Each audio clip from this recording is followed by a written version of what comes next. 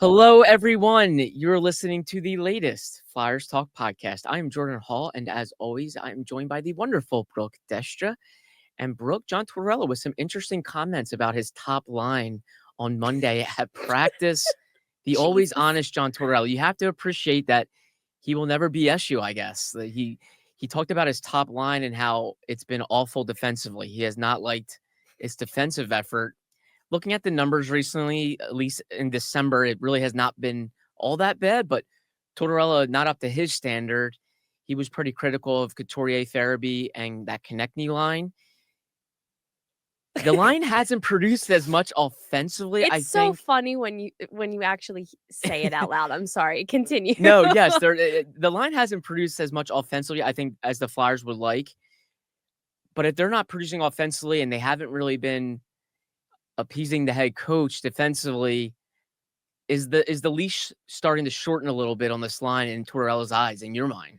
I think, and this is what people always fail to forget or fail to remember. I don't know. People forget all the time. Is the fact that Tortorella is such a black and white coach. So he won't sugarcoat things just to sugarcoat them. He won't find a wishy-washy gray area. He either thinks you're good or he thinks you stink. So as clear as day, his top line right now is not performing to the standard that he wants across the board. And do I think that it was a little overly critical? Yes, but obviously it comes with reason. I mean, Jordan, we can go from top to bottom with this current roster and pick it apart and pretty much see that every single person is underperforming right now. So while the leash is probably short right now for the top line, you have to enter in the conversation of, well, has anybody else earned top line time, top line minutes? And I think the answer is no. Yeah, Couturier is kind of your de facto first-line center. I don't think they have enough center depth, and we're not trying to knock all of the other centers on the roster, but the Flyers have flat out said that. Danny Briere, John Tortorella have said they're drafting centers because they know that's an area they need the most help. And has anyone down the middle of the ice shown that they should be playing first line over Sean Couturier? Nope.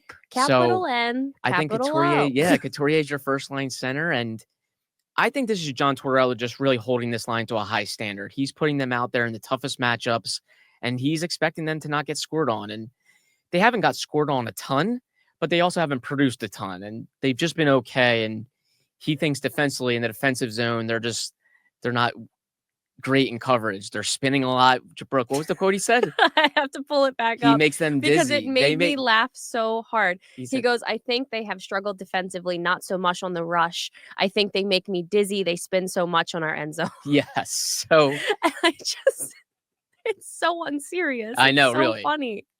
So unserious, so blunt that his best players are making him dizzy by spinning so much in their own end zone. But sure, Torts, why not? Right. I think, but I do think this is somewhat of a challenge. That he holds those guys to a high standard, just like he does anyone else. And if they're not doing the right things, he's going to call them out for it. But Brooke, I think they're going to stay together a little bit longer. The Flyers are very much trying to, especially John Tortorella, to keep their lines together, give it time. Which is so different than how it was at the start of the season, because I clocked it almost every single time that they had a national broadcast, that everyone was talking about how it just kind of feels like you're throwing lines into a blender, and it was different from the start of the game, and it changed every single period. And I think you get to a point now where it's like, okay, you just kind of have to throw something at the wall and hope that it finds some sort of traction and stick before it hits the ground. And right now we're pretty low on the wall, but we still haven't hit the ground. Yeah. And that's a really bad analogy, but that's, you just kind of have to hope that with time, some sort of chemistry will evolve with these lines. And I don't know. I mean, personally, from a watching standpoint, I feel like the leash might be a little short, but like I said, nobody has come out swinging and being like, I deserve top line minutes. I mean, I could go down the roster and be like, it doesn't really matter who you're going to put up there. I think you're going to get that same result from your top line right now. Yeah, it looks like the guys that are performing for the Flyers are Travis Konecny, Matvei Mishkov, and Travis Sanheim. You look That's it. elsewhere, That's it. I think the Flyers would understand there's been some underperformance. I think they still have faith in a lot of these guys, but they need more. Brooke, I think the two guys that they're probably looking for more from on this top line is Sean Couturier and Joel Farabee. Couturier's just been up and down. Farabee's been a little snake bitten, but I think they know he can produce and needs to produce more. How much do you think they're relying on Farabee to start finishing some chances and to spark that line a little bit and make it play a little more offense and less defense? Yeah, I mean, it's so important, and we've been having this debate with therapy all season. Is he expected to have more? Like, what's his ceiling in the season? And you do expect so much more from him. And it really seems like, in the past you might be like, oh, they're setting him up to fail. They're cutting his minutes. They're burying him in the lines. And he's sitting here on the top line with two of what are supposed to be your top players on the team. They're giving him every opportunity to find some stride and success. And while he's really kind of locked in a little bit more since December has started, he's building up this confidence. And we talked about it last week that it was great to see stringing together a little point streak, but it's still not to the caliber that this Flyers team needs. Because if you have your middle of the pack guys underperforming in addition to your top line just kind of coasting, it's not a good recipe for long-term success. So right now I just kind of feel like we're so in lukewarm water from top to bottom, which is not what you want.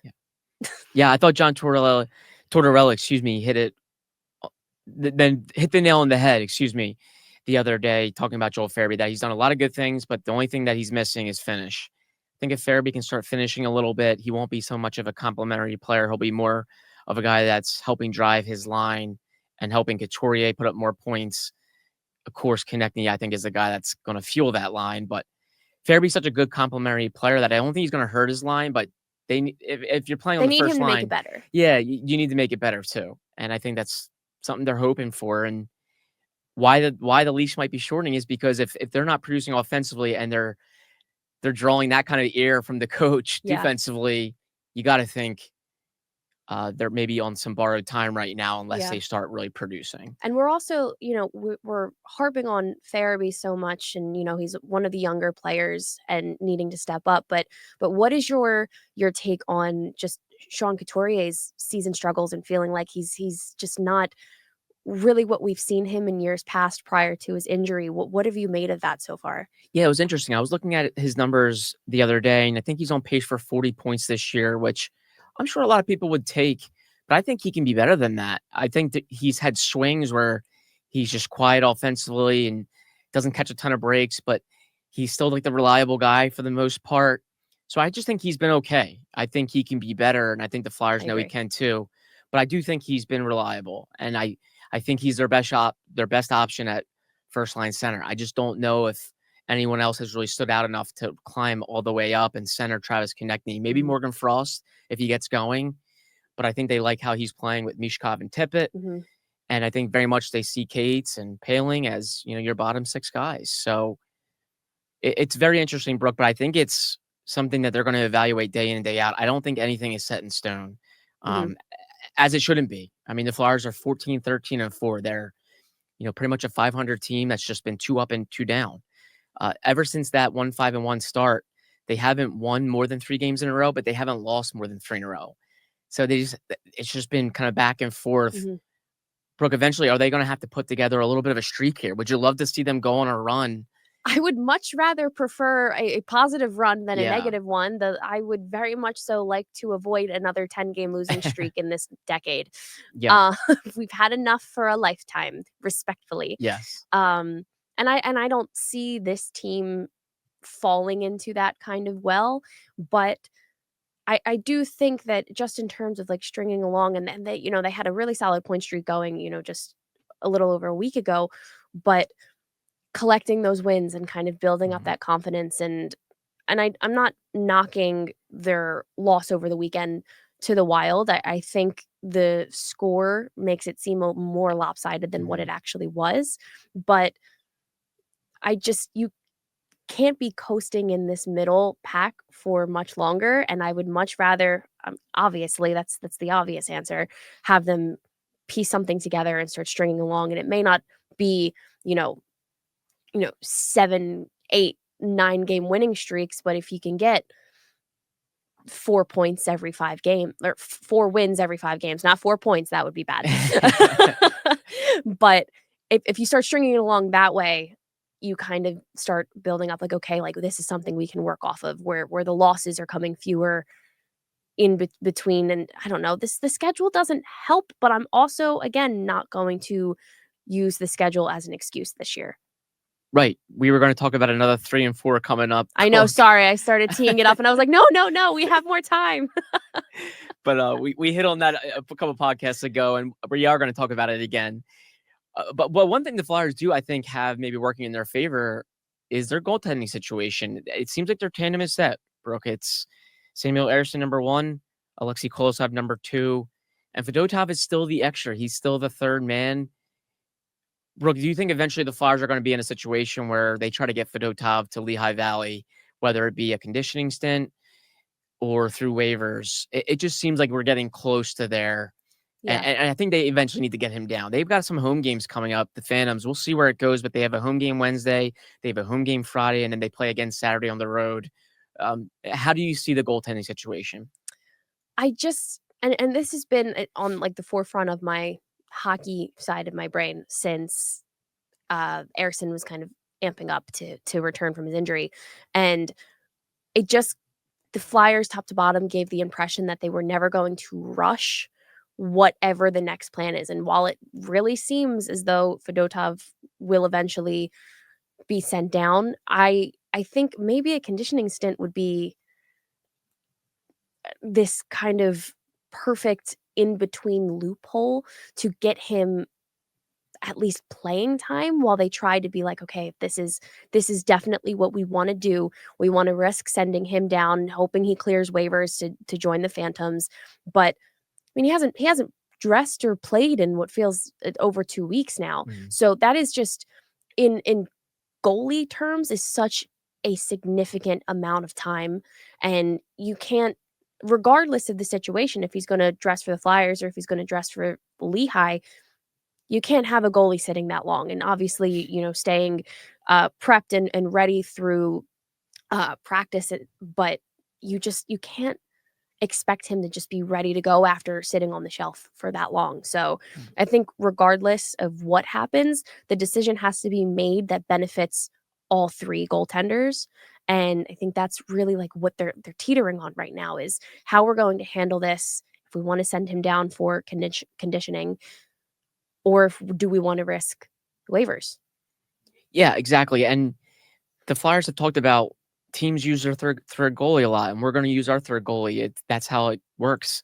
Well, you need to make sure the third goalie stays sharp. So I do think the Flyers are getting there. I think they're very close to making a decision on Fedotov and getting him to Lehigh in some way, some shape or form. If it's a conditioning stint, it can be for 14 days, but eventually if he's going to stay down there full time, he's going to have to clear waivers. And perhaps the Flyers are holding on to him a little bit longer because they maybe wanted to see how Samuel Ersson reacted in his return from injury.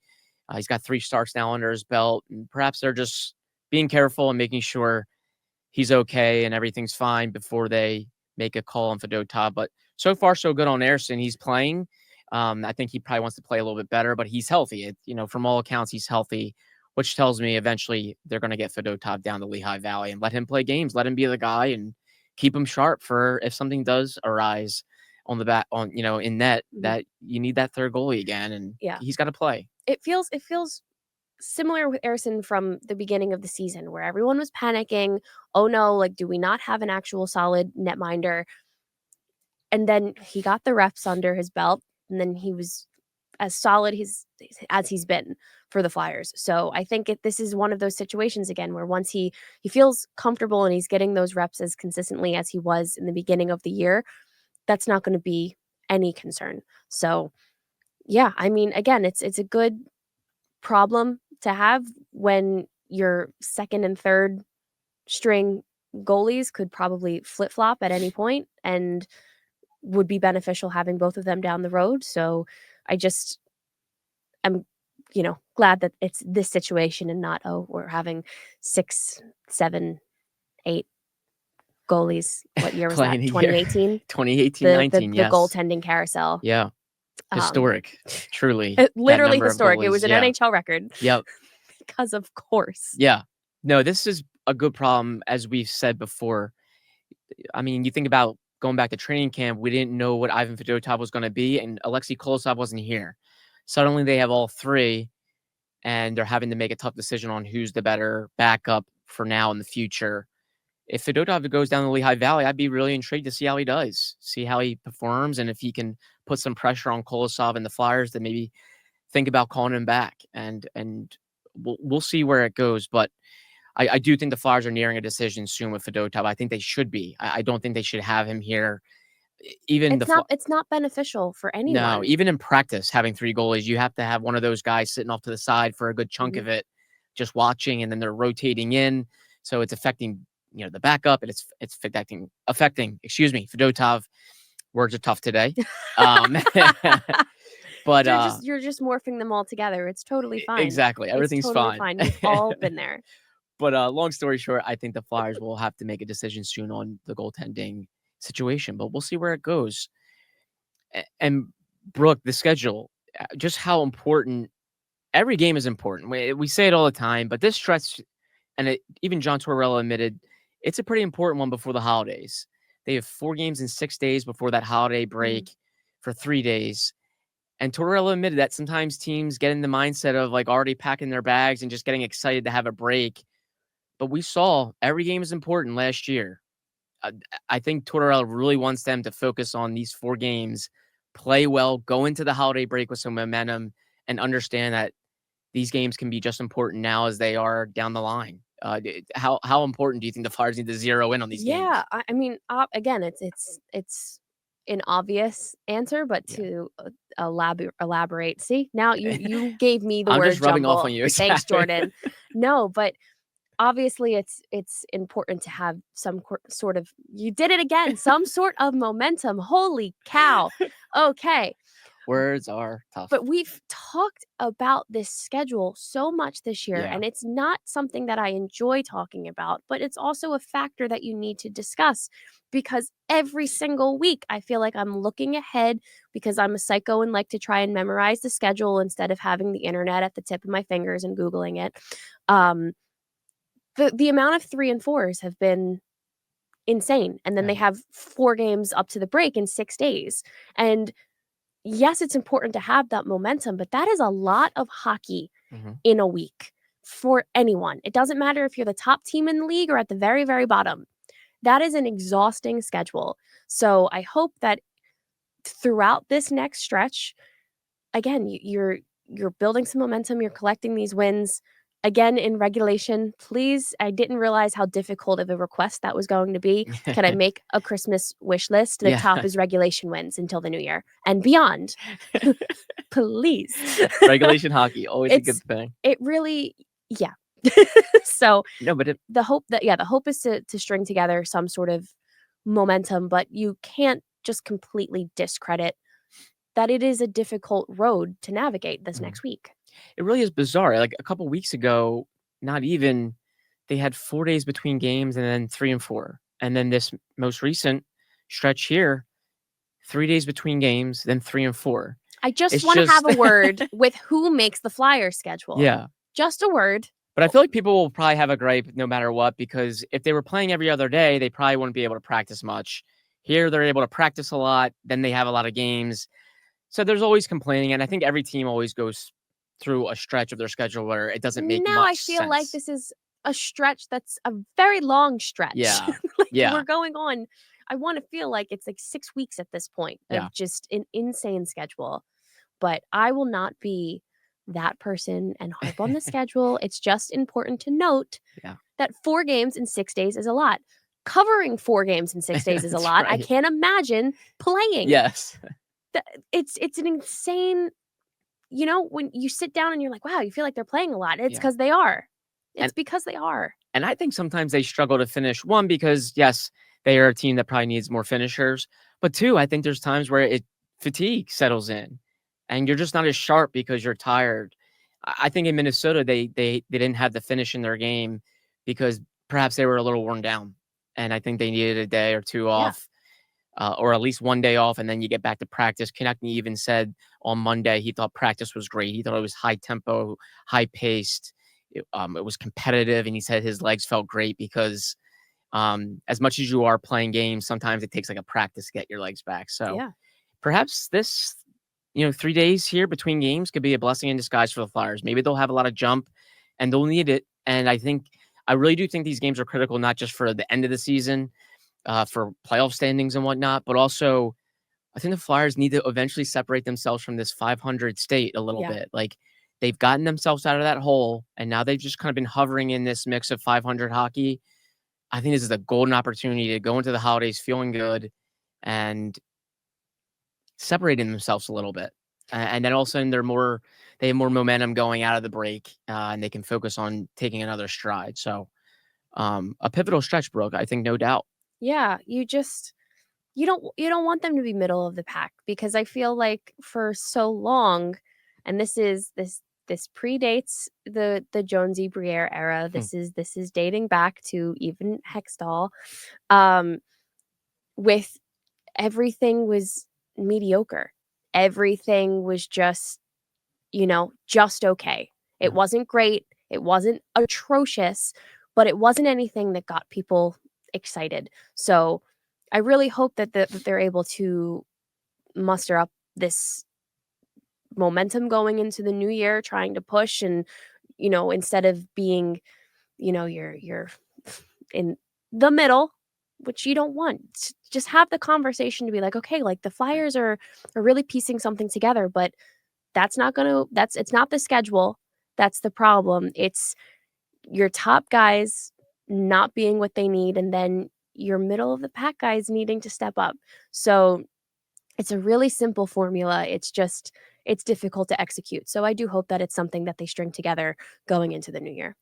And a telltale sign, I think, of a contender is consistency. The teams that are able to consistently put together 10-game segments, and no one is saying the Flyers are going to be a contender this year, but if you're looking for Really? some, yeah, if you're looking for some signs of them taking strides, which I think they had hoped they would do this season, it would be just more consistency.